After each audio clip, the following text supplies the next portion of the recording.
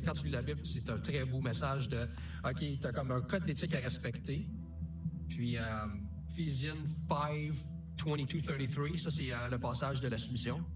C'est écrit que la femme doit se soumettre à l'homme comme l'homme se soumet à Dieu.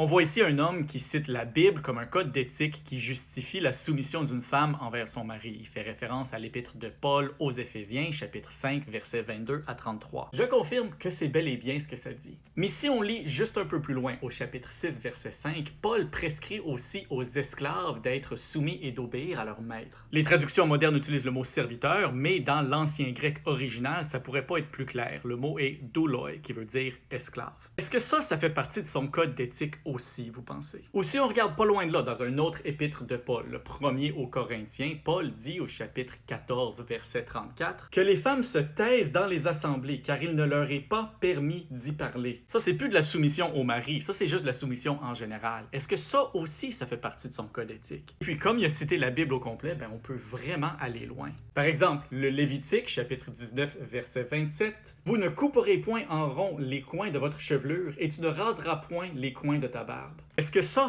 fait partie de son code éthique? Et puis là, je dis pas ça pour me moquer des gens croyants. J'ai été élevé dans une famille croyante qui avait des valeurs complètement différentes des siennes. Je dis ça parce que n'importe quelle personne qui se fie à la Bible ou à n'importe quel autre texte religieux pour bâtir son code éthique est nécessairement obligé de négocier son entente et sa compréhension des termes de ce texte religieux-là selon ses propres valeurs. Inévitablement, c'est les valeurs de la personne qui informent la négociation avec le texte religieux et pas l'inverse. Ces valeurs-là, chaque personne en est individuellement responsable, peu importe ce qu'en dit un texte religieux.